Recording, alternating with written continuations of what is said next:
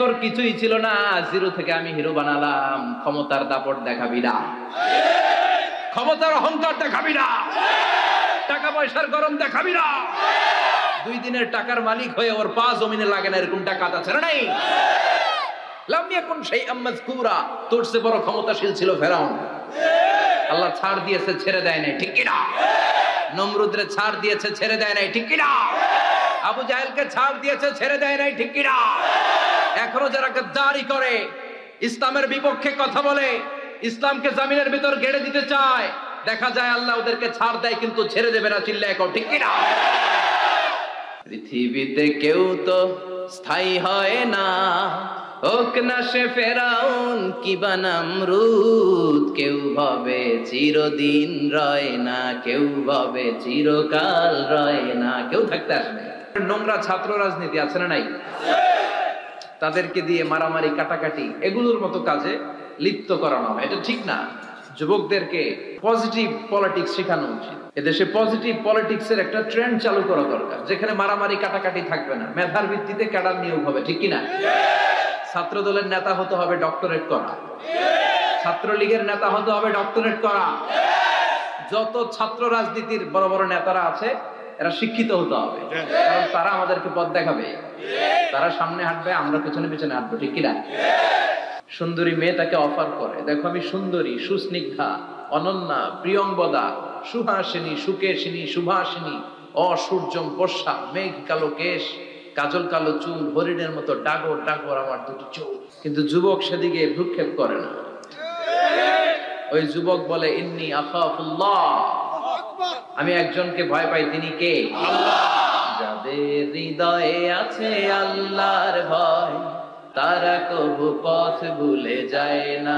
আল্লাহর প্রেম ছাড়া এই দুনিয়ায় কারো কাছে কোনো কিছু চায় না।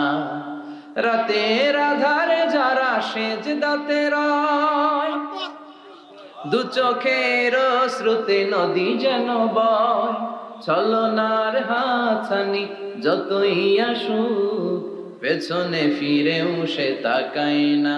যাদের হৃদয়ে আছে আল্লাহর ভয়, তারা কবু পথ ভুলে যায় না। আল্লাহর প্রেম ছাড়া এই দুনিয়া কারো কাছে কোনো কিছু চায় না, কারো কাছে কোনো কিছু চায় না, ঠিক কি না? ওই যুবকদের হৃদয়ে ভয় থাকে কার? আল্লাহ। কারো কাছে তাদের চাওয়া পাওয়ার কিছু নাই। কিন্তু আমার দেশের এই দামাল ছেলেগুলোর চরিত্র ধ্বংস করে দেওয়ার জন্য যা যা দরকার তার সব উপাদান বাংলাদেশে আছে না নাই? এই ইয়াবা আগে ছিল ইউনিভার্সিটি লেভেলে ছেলেরা খেত, তারপরে নামলো কলেজে, এখন এটা প্রাইমারি স্কুলের ছেলেদের হাতেও পৌঁছে গিয়েছে। ভয়ঙ্কর অবস্থা। প্রশাসনের ভাই যারা আছেন, জনপ্রতিনিধি যারা আছেন, আপনাদেরকে আরো শক্ত হতে হবে, ওদের ঘাঁটি ভেঙে চুরমার করে দিতে হবে।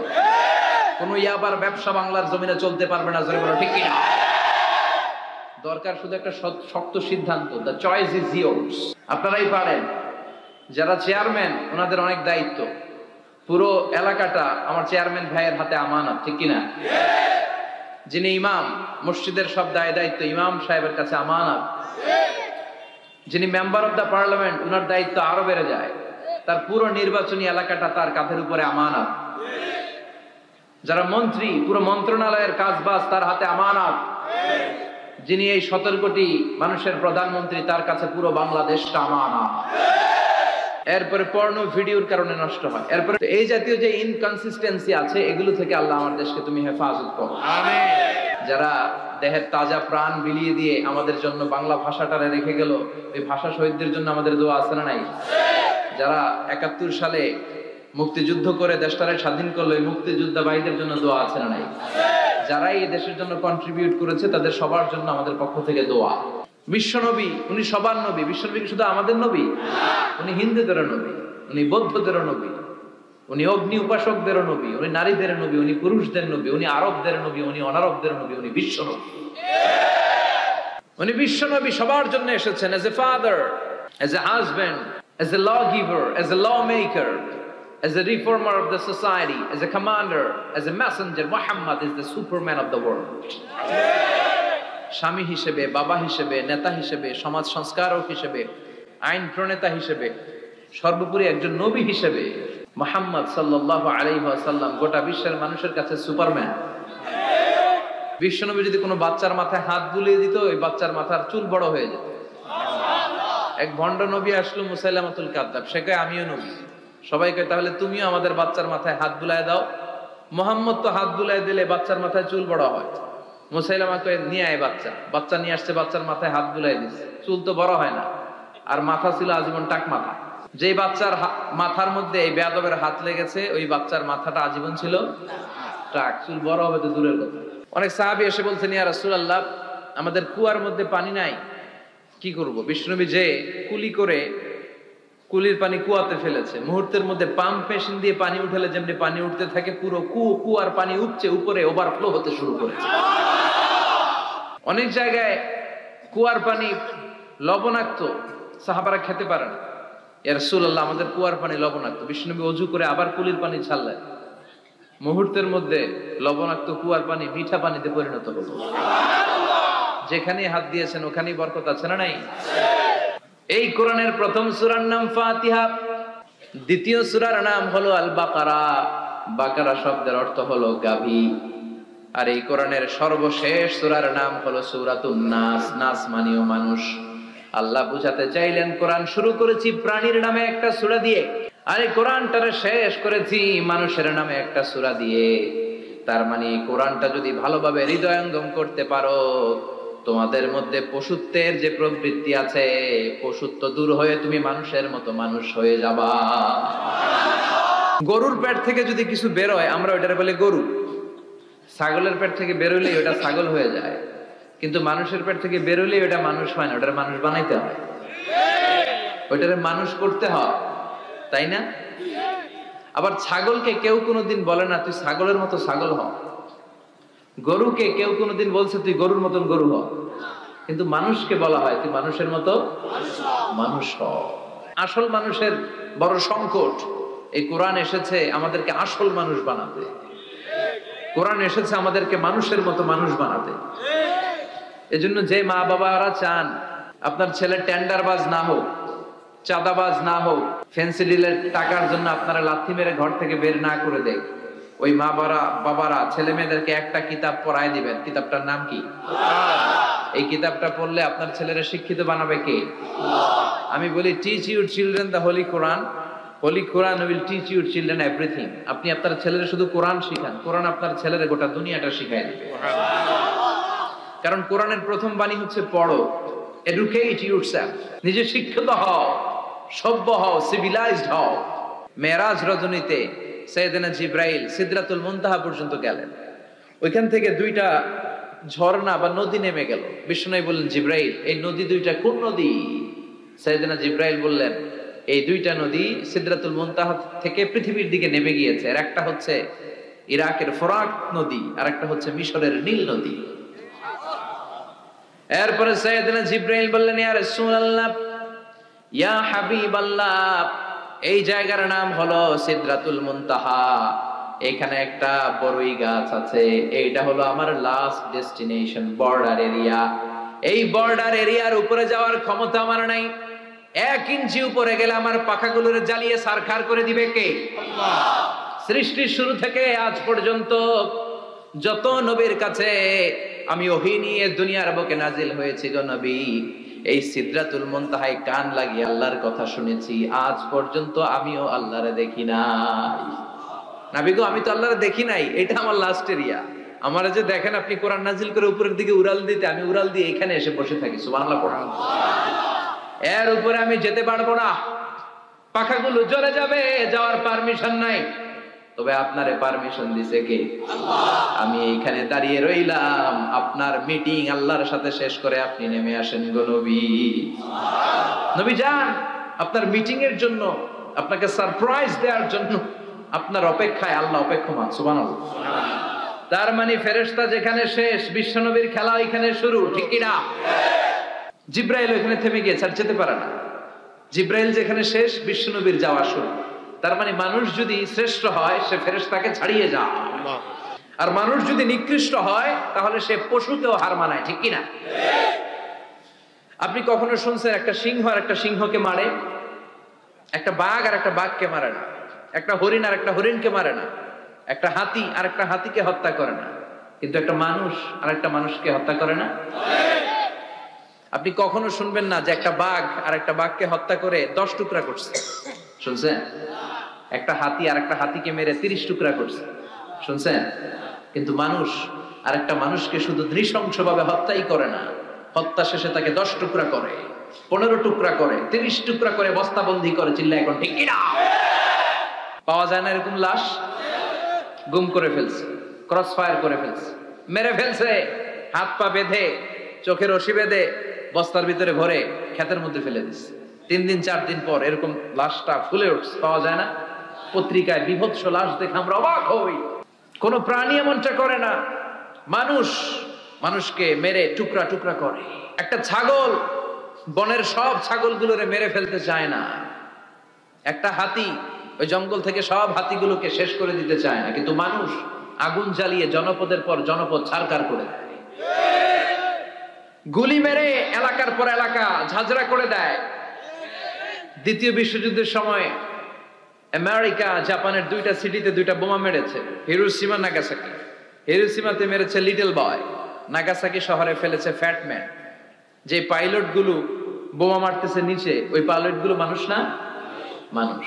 আর যাদেরকে মারার জন্য মারতেছে তারাও কি মানুষ। মানুষ এতটাই নিকৃষ্ট হতে পারে, সে তার জনপদের সবাইকে ছারখার করে দেয়, তার গোষ্ঠীর সবাইকে মেরে ফেলতে কুণ্ঠাবোধ করে না। চিল্লা এখন ঠিক কিনা?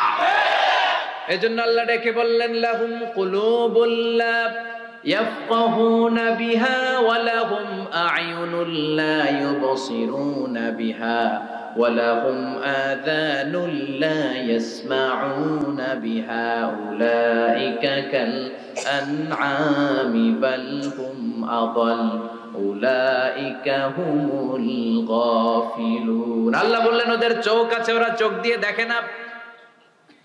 হৃদয় আছে, হৃদয় দিয়ে তার ভাইয়ের জন্য তার মায়া লাগে না। কান দিয়ে আকুতি চিৎকার এই কথাগুলো শুনতে পায় না। উলাইকা কাল আনআম, দেখতে এদের হাত আছে, পা আছে, চোখ আছে, দেখতে মানুষের মতো, আসলে এগুলো মানুষ না, এগুলো পশু। বালহুম আদাল, পশুর চেয়েও খারাপ। ঠিক কি না? এগুলো শুধু পশুই না, এগুলো পশুর চেয়েও খারাপ। এই কোরআন যদি আপনি পড়েন, আপনার এই পশুত্বের মনোভাবটা দূর হয়ে যাবে। মানুষের আসল রূপটা কি, মানুষ আসলে কেমন, এ নিয়ে মানুষেরই গবেষণার শেষ নাই। আপনারা একজন জার্মানি দার্শনিক আছে, কার্ল মার্কস, নাম শুনে থাকবেন, শুনছেন না? উনি অনেক গবেষণা করে পাইলেন মানুষ হচ্ছে পেট সর্বসুজি, মানে মানুষের পেট ঠান্ডা তো দুনিয়া ঠান্ডা। উনি গবেষণা করে পাইছে মানুষের পেট ঠিক তো সব ঠিক। উনার পরে আরেক দার্শনিক আসলো, ওনার নাম হচ্ছে ভ্লাদিমির লেনিন। ওনার বাড়ি হচ্ছে রাশিয়া, উনি রাশিয়ান স্কলার, ফিলোসোফার। উনি এসে বললেন, না, মানুষের পেট সমস্যা বড় সমস্যা নয়, মানুষের আসল সমস্যা হচ্ছে যৌন সমস্যা, সেক্স সমস্যা। মানুষের সেক্স ঠান্ডা তো সব ঠান্ডা। চার্লস ডারউইন, ইংল্যান্ডের আরেক দার্শনিক, উনি এসে বললেন তারা দুজন যা বলছে সব ভুল বলছে। মানুষের পেটের সমস্যা আসল সমস্যা না, মানুষের সেক্স সমস্যাও আসল সমস্যা না। আসলে মানুষ মানুষই না, মানুষ হলো বান্দর। মানুষ কি? বানর থেকে সময়ের বিবর্তনে, কালের বিবর্তনে বানরগুলো মানুষ হয়ে গিয়েছে। মাথার তার যদি একটু ঢিলা হয়, যা হয়, তাহলে একদল বলে মানুষের পেটের সমস্যা বড় সমস্যা, আরেক বুদ্ধিজীবীরা বলে মানুষের খাদ্যের সমস্যা বড় সমস্যা, কেউ বলে যৌন সমস্যা বড় সমস্যা, আরেক আবাল বলে মানুষ মানুষ না, মানুষ হলো বান্দর। আল্লাহ বলে একটাও ঠিক হইতে পারে নাই। ঠিক কিনা? আল্লাহ বলে মানুষ তাদের পেটের সমস্যা বড় সমস্যা নয়, মানুষের যৌন সমস্যা বড় সমস্যা নয়, কশিন কালেও মানুষ বানর নয়। মানুষকে আমি আল্লাহ নিজ তত্ত্বাবধানে তৈরি করেছি। মানুষ হলো আশরাফুল মাখলুকাত। মানুষ কি? আশরাফুল মাখলুকাত, গোটা সৃষ্টিকুলের মধ্যে সেরা। এজন্য নূরের ফেরেশতাও মানুষকে সেজদা দিতে বাধ্য হয়েছে। চিল্লা এখন ঠিক কিনা? তুমি মাটির আদমকে প্রথম সৃষ্টি করিয়া ঘোষণা করিয়া দিলে শ্রেষ্ঠ বলিয়া, তাই তো নূরের ফেরেশতা করে আদমকে সেজদা। ঠিক কিনা? তাই তো নূরের ফেরেশতা করে আদমকে সেজদা, সবার চেয়ে সম্মান দিলে মাটির আদমকে। পড়েন আল্লাহু আল্লাহু তুমি জাল্লে জালালুহু, শেষ করা তো যায় না গে তোমার গুণগান। আল্লাহু আল্লাহু সুবহানাল্লাহ পড়েন। আল্লাহ বলেন পেটের সমস্যা সমস্যা, কিন্তু আসল সমস্যা না। মানুষের যৌন সমস্যা বড় সমস্যা, কিন্তু আসল সমস্যা না। মানুষ বানর নামের প্রজাতির ভেতর দিয়ে মানুষ হয় নাই, মানুষকে আমি নিজে তৈরি করেছি। মানুষকে আমি আশরাফুল মাখলুকাত বানিয়েছি। সুবহানাল্লাহ। বুখারীর বর্ণনা, লাম্মা খালাকাল্লাহু আদামা ওয়া কানা তুলুহু 60 যিরাআন। আল্লাহ যখন সাইয়েদনা আদমকে তৈরি করলেন 60 হাত লম্বা করে তৈরি করলেন। আপনারা যখন জান্নাতে প্রবেশ করবেন, বুখারীর ওই বর্ণনাতে এসেছে মানুষরা যখন জান্নাতে প্রবেশ করবে প্রতিটা মানুষ 60 হাত লম্বা হয়ে প্রবেশ করবে। সুবহানাল্লাহ। এই দুনিয়াতে দাড়ি রাখার জন্য বিশ্বনবী আদেশ করেছেন, কিন্তু জান্নাতে যারা যাবে এদের দাড়িও থাকবে না, মুছও থাকবে না, গায়ের মধ্যে পশমও থাকবে না। চিৎকার করে পড়েন আল্লাহু আকবার। তার মানে মানুষ হলো আশরাফুল মাখলুকাত, গোটা বিশ্বের মধ্যে সেরা। আল্লাহ বললেন আদমকে আমি নিজ হাতে তৈরি করেছি। লাম্মা খালাকাল্লাহু আদামা ওয়া কানা তুলুহু 60 যিরাআন, 60 হাত লম্বা করে আদমকে বানিয়েছি। আদমকে সব সৃষ্টির মধ্যে শ্রেষ্ঠত্বের মানদণ্ডে উন্নীত করে আদমকে আমি আশরাফুল মাখলুকাত বানিয়েছি। সুবহানাল্লাহ। আমরা আশরাফুল মাখলুকাত, ভালো লাগে না শুনতে? আমরা হচ্ছি খলিফাতুল্লাহি ফিল আরদ, ইন্নী জাইলুন ফিল আরদি খলিফা। আল্লাহ বলেন আমি দুনিয়াতে আমার আদেশ বাস্তবায়নের জন্য, লি ইজরাই আহকামিল্লাহি ওয়া তানফিযি আওয়ামিরিল্লাহ, আল্লাহর আদেশ আল্লাহর নিষেধ জমিনের বুকে পালন করার জন্য মানুষকে আমি খলিফা বানিয়েছি। কার কথা? আল্লাহ। চুরি করলে হাত কেটে দাও, কার আইন? আল্লাহ। নাকি মাননীয় প্রধানমন্ত্রী শেখ হাসিনার আইন? এই দেশের বানানো আইন। চুরি করলে হাত কাটো, কথাটা কার? আল্লাহ।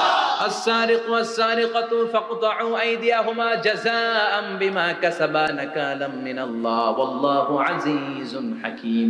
If anyone steal something very precious from the society, the government should cut down his right hand. দামি কিছু চুরি করলে এটা সাক্ষীর দ্বারা সাব্যস্ত হলে গভর্নমেন্টের উচিত তার ডান হাতটা এক কূপ মেরে কেটে দেয়া। কার কথা? আল্লাহ। বানু মাখজুমিয়া গোত্রের এক মেয়ে মদিনাতে চুরিতে ধরা পড়ল। অনেক বড় ফ্যামিলির, ডিগনিফাইড শিল্পপতির মেয়ে। সাহাবারা বলল এই মেয়ের হাত যদি বিশ্বনবী মদিনায় কেটে দেয়, মদিনাতে তো মারামারি লেগে যাবে। কে বলবে বিশ্বনবীর কাছে যে সুপারিশ করার ক্ষমতা কারো নাই? বিশ্বনবীর পালক পুত্র উসামা বিন যায়েদ, যায়েদ ইবনে হারেসা, তার ছেলে উসামা পালক পুত্রের ছেলে, তাকে বিশ্বনবী বড্ড ভালোবাসতো। তার উপাধি হলো হুব্বু রাসূলিল্লাহ, বিশ্বনবীর ভালোবাসা। সবাই বলল উসামা আমরা যে বলতে পারবো না, তুই যে নবীরে সুপারিশ কর। ও নবী, যদিও চুরি করেছে মেয়েটা, সাব্যস্ত হয়েছে, কিন্তু আপনি মাফ করে দেন, হাত কেটে দিয়েন না। উসামা যে বলে নবী হাত কেটে দিয়েন না, বিশ্বনবীর চেহারাটা আগুনের গোলার মতো লাল হয়ে গেল। বিশ্বনবী বললেন উসামা এটা আল্লাহর আইন, সুপারিশ করার সাহস তোর বুকের ভিতরে দিল কে? কে দিয়েছে স্পর্ধা? লাউ আন্না ফাতিমা বিনতে মুহাম্মদ সারাকাত লাকাতা মুহাম্মাদুন ইয়াদাহা। এই মেয়ে তো দূরের কথা, আমার কলিজার টুকরা, নয়নের পুটুলি, জান্নাতি নারীদের সর্দারিনী আমার মেয়ে ফাতেমাও যদি চুরিতে ধরা পড়ে, আমি তলোয়ারটা বের করে ফাতেমার হাত কেটে দিতে 1 সেকেন্ডও দেরি করব না। কারণ আইনটা কার? আল্লাহ। চিল্লায় বলেন কার? আল্লাহ। এজন্য বাংলাদেশের চুরি চামারি আছে না নাই? হাজার হাজার কোটি টাকা উধাও হয়ে যায়, আছে না নাই? আমাদের মাননীয় প্রধানমন্ত্রী যদি এই নিয়ম করে দেয়, যারাই চুরি করবে হাত কেটে দেয়া হবে। আর প্রতিটা চ্যানেল লাইভ ব্রডকাস্ট করবে, এটা সরাসরি সম্প্রচার, আমরা সবাই দেখবো কেমনে চোরদের হাত কাটে। এই নিয়ম যদি আমাদের মাননীয় প্রধানমন্ত্রী করে দেয়, দেশে আর চোর খুঁজে পাওয়া যাবে? কথা কন। তবে এই চোর লাউ চোর, ডাইল চোর, মুরগি চোর না, যারা হাজার কোটি টাকা মেরে দেয়। এক সিগনেচারে দেশের 10,000 কোটি টাকা নাই, চিল্লে বলো ঠিক কিনা? এই চোরদের বিচার যদি করা যেত, তাহলে এই দেশে আর দুর্নীতি থাকতো না। দুর্নীতি দমন কমিশনের দরকার হতো না। মন্ত্রীদের রাতের ঘুম হারাম হতো না। এটা মদিনার সমাজ হয়ে যেত, শান্তির বাংলাদেশ হয়ে যেত, ঠিক কিনা? এজন্য আল্লাহ বললেন গোলাম, এই জমিনের ভেতরে চুরি করলে হাত কেটে দিবা, জিনা ব্যভিচার করলে ডেথ পেনাল্টি, ক্যাপিটাল পানিশমেন্ট, মৃত্যুদণ্ড, সর্বোচ্চ শাস্তি, ঠিক কিনা? এজন্য ইসলাম দিয়ে যদি আইন কায়েম করা হয়, 24 ঘন্টার আলটিমেটামে সব বিচার হয়ে যাবে, যেরকম, ঠিক কিনা? আল্লাহ বলেন আমি মানুষকে খলিফা বানিয়েছি আমার এই হুকুম আহকামগুলো বাস্তবায়নের জন্য। সব সৃষ্টিকুলের মধ্য থেকে মানুষকে আমি বানিয়েছি আশরাফুল মাখলুকাত। আবার মানুষকে বানিয়েছি আমি আমার খলিফা। আবার মানুষের চেহারাটা আমি আল্লাহ সব চাইতে সুন্দর করে তৈরি করেছি। সুবহানাল্লাহ। লাকাদ খালাকনাল ইনসানা ফি আহসানি তাকওয়িম। আমি মানুষের চেহারাটা সব চাইতে চমৎকার অবয়ব দিয়ে তৈরি করেছি রে গোলাম। সুবহানাল্লাহ। পৃথিবীতে যত প্রাণী আছে সব সৃষ্টির মধ্য থেকে আমাদের সৃষ্টিটা সুন্দর না? আপনি হিউম্যান অ্যানাটমি নিয়ে যদি গবেষণা করেন, কেমনি আল্লাহ আমাদের এখানে হার্ট দিলেন, লাঞ্চ দিলেন, হ্যাঁ, তারপরে 206টা হাড্ডি দিলেন, হাড্ডিগুলো আবার ব্যান্ড করা যায়, দেখছেন? বাঁকা করা যায় না? এটা বাঁকা করা যায়। বাঁকা না করলে আপনি খাইতে পারতেন? ক্রিকেট যারা খেলো, পেস বল করতে পারতা? স্পিন বল, হ্যাঁ, অফিস স্পিন, লেগ স্পিন, কয় হুজুরও জানে কেমনে দিই, তোর থেকে শিখছি বেটা। তো এই যে ছেলেপেলারা এরকম অফ স্পিন করে, লেগ স্পিন করে, এগুলো হচ্ছে আল্লাহর দেয়া কারিশমা। হাত ঘুরানো যায়। আল্লাহ যদি এটাকে এরকম ব্যান্ড করার সুযোগ না দিতেন, করতে পারতাম? আবার এইখানেও বাঁকা করার সুযোগ আছে না নাই? এইখানেও আছে না নাই? আবার এইখানেও আছে না নাই? কত কাজ। বাজার করে যখন বাজারের ব্যাগ যখন নিয়ে আসেন, কোথায় ধরে রাখেন? আঙ্গুলে ধরে রাখতে হয়। ক্যারাম যখন খেলো, কি দিয়ে টোকা মারো? সুবহানাল্লাহ কয় না বলা?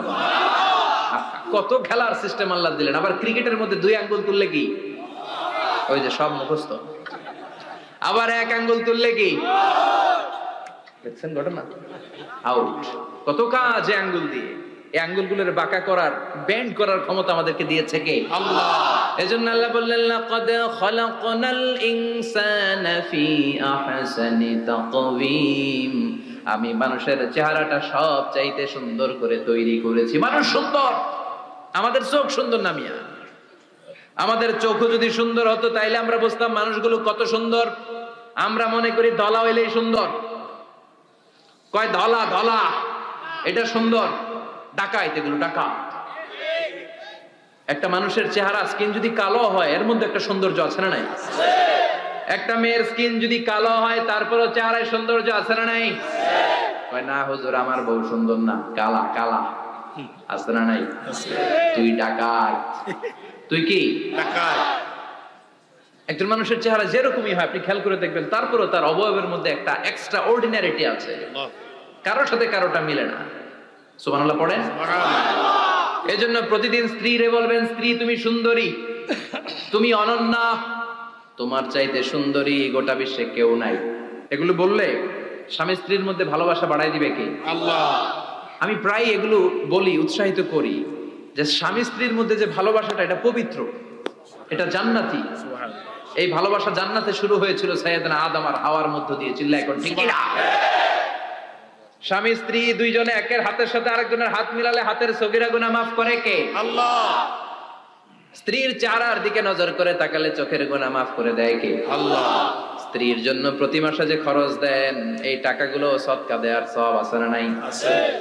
স্ত্রীকে যে দামি দামি ভ্যানিটি ব্যাগ কিনে দেন, এটা তো সওয়াব আছে না নাই? আছে। কক্সবাজারে ঘুরতে নিয়ে গেলে সওয়াব আছে না নাই? আছে। ফুল কিনে দিলে সওয়াব আছে না নাই? আছে। ভালোবাসার গান শোনাইলে সওয়াব আছে না নাই? তোমারে লেগেছে কত যে ভালো, চাঁদ বুঝি তা জানে, রাতেরও আধারে দোসর হয়ে তাই সে আমারে টানে, চাঁদ বুঝি তা জানে। ঠিক কি না? আজকে পারবেন না শোনাইতে রাত্রেবেলা? পারবেন? পারবেন? পোলাপাইন ডাকায় পারবো তো, কত বেটা বিয়েই হয় নাই, বিয়ার পরে শোনাইস। তো এই ভালোবাসার গানগুলো শোনালে নিজেদের মধ্যে একটা ইন্টিমেসি তৈরি হয়। বিশ্বনবী এরকম স্ত্রীর সাথে খুনসুটি করতেন, ভালোবাসা করতেন। এটা হালাল, কিন্তু এটা জায়গা মতো না করে ভাবির লগে করলে মায়ের আছে না নাই? আছে।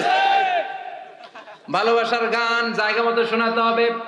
স্ত্রীকে ভালোবাসার গান না শুনিয়ে যদি চাচাতো বোনরে শোনাও, শালিরে শোনাও, পাড়ার মেয়েদের সাথে যদি টাঙ্কি মারো, ফিল্ডিং মারো, মায়ের আছে না নাই? আছে। তার মানে জায়গা মতো করলে সব সওয়াব। সুবহানাল্লাহ পড়েন। আর বিয়েটারে সহজ করে দিবেন। আমি তো সব জায়গায় বলি বিয়েটাকে সহজ করে দেন। আমরা বিয়েটারে কঠিন করে ফেলছি। একটা ছেলে এই দেশে 16 থেকে 18 বছর বয়সে ম্যাচিউরড হয়, কিন্তু ওরে বিয়ের পিড়িতে বসায় 32 বছর বয়সে। তো বাকি 32 বছর কি আঙ্গুল চুষবে? কথা কন, কি করবে?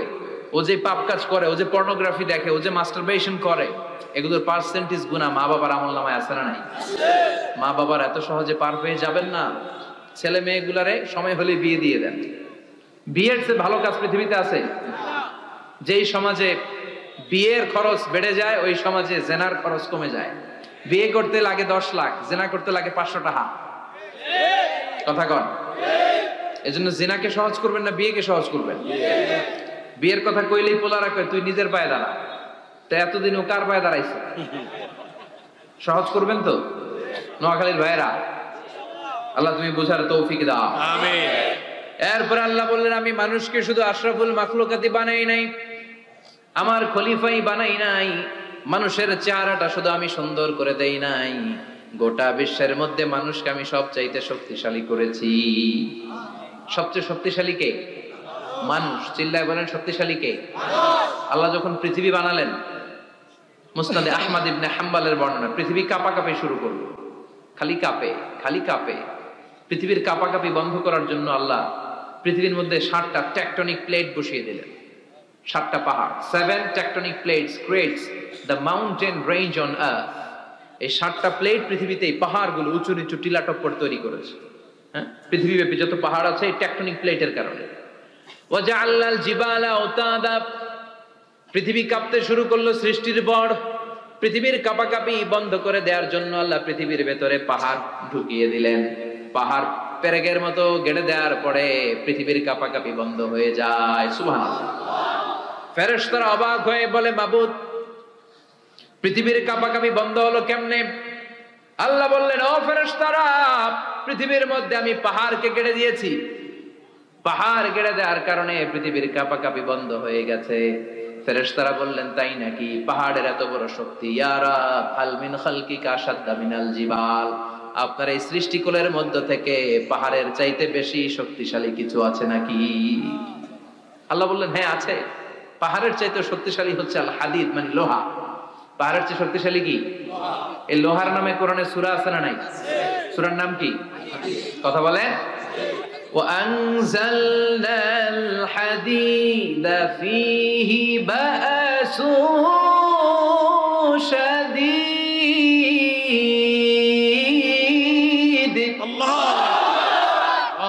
আমি আকাশ থেকে জমিনের মধ্যে হাদিদ মানে লোহা পাঠিয়েছি। লোহার মধ্যে আছে প্রচন্ড শক্তি। ওয়া মানাফিউ লিন-নাস, লোহার মধ্যে আছে মানুষের জন্য উপকার। পৃথিবীতে এমন কোন জিনিস নাই যে এই জায়গায় লোহা নাই, ঠিক কি না? বিমান বানাতে লোহার দরকার আছে না নাই? গড়ি বানাতে দরকার আছে না নাই? আংটি বানাতে দরকার আছে না নাই? গাড়ি বানাতে, বাড়ি বানাতে, সব বানাতে কি লাগে? লোহা। আল্লাহ বললেন লোহা সবচেয়ে শক্তিশালী। এটা পাহাড়ের চেয়ে শক্তিশালী, কারণ লোহা পাহাড়ের মধ্যেও ঢুকায় দেওয়া যায়, ঠিক কি না? ফেরেশতারা বললেন আল্লাহ হাল মিন খালকিকা আশাদ মিনাল হাদিদ, আপনার এই সৃষ্টিকুলের মধ্যে থেকে লোহার চাইতেও কি শক্তিশালী কিছু আছে?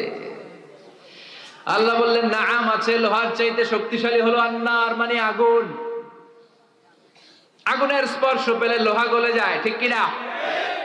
আগুন জ্বালিয়ে দিলে লোহা অস্তিত্ব হারিয়ে ফেলে, লোহা গলে যায়।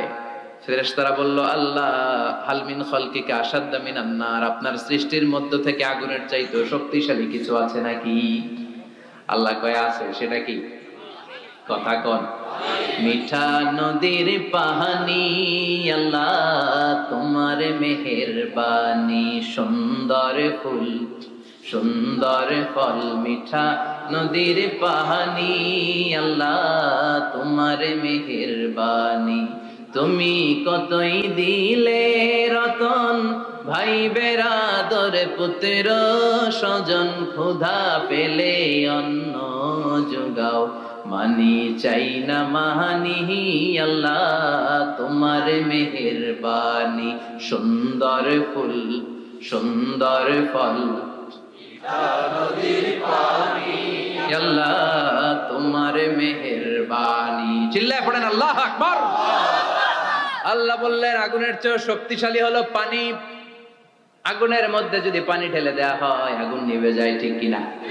ফেরেশতারা বলল আল্লাহ আল মিন খালকিকা আশাদ্দা মিনাল মা, আপনার সৃষ্টিকুলের মধ্যে পানির চাইতেও শক্তিশালী কিছু আছে নাকি? আল্লাহ কইলেন আছে। সেটা হইল আর রিহ, মানে বাতাস। সুবহানাল্লাহ। কারণ বাতাসের ঝাপটায় পানি দোলা খায়, বাতাসের ঝাপটায় পানির মধ্যে উচ্ছ্বাস তৈরি হয়, সাগরে জলোচ্ছ্বাস হয়, ঠিক কি না? বাতাস ধাক্কা মারলে পানিতে দোলা লাগে, সিডর হয়, নার্গিস হয়, আইলা হয়, মহাসেন হয়, ঘূর্ণিঝড় হয়। পানির চাইতে বাতাস বেশি শক্তিশালী। ফেরেশতারা অবাক হয়ে বলে, আল্লাহ, তাহলে আপনার সৃষ্টিকুলের মধ্যে থেকে শক্তিশালী কিছু আছে নাকি? আল্লাহ কয় আছে। ফেরেশতারা বললেন, বাতাসের চাইতেও শক্তিশালী যদি কিছু থেকে থাকে সেটা কি? আল্লাহ বললেন, সেটা হলো মানুষ, বনি আদম, আল ইনসান। তবে ওই মানুষ, যেই মানুষ দান করে, কি করে? ডান হাত যা দান করে, বাম হাত সেটা টের পায় না। সুবহানাল্লাহ। আল্লাকা সিররুন ইনদাল্লাহ বাইনাকা আনতা ওয়া বাইনাল্লাহ, আল্লাকা সাদাকাতুন তাখফা লা ইয়ালামুহা ইল্লাল্লাহ, আল্লাকা সিররুন ইনদাল্লাহ বাইনাকা আনতা ওয়া বাইনাল্লাহ, আল্লাকা সাদাকাতুন তাখফা লা ইয়ালামুহা ইল্লাল্লাহ। সুবহানাল্লাহ পড়েন। তোমার কি এমন কোন আমল আছে নাকি যে আমল আল্লাহ ছাড়া কেউ জানে না? তুমি এমন কোন গোপন দান করেছো নাকি যেই দানটা আল্লাহ ছাড়া কেউ দেখেনি, ঠিক কি না? গোপন দান আল্লাহর রাগকে কমিয়ে দেয়। তাহলে ওই মানুষ ওই বাতাসের চাইতেও শক্তিশালী, যে মানুষ ডান হাতে দান করলে বাম হাতও টের পায় না। মানুষ টের পাওয়া তো দূরের কথা, চিল্লায় পড়েন আল্লাহু আকবার।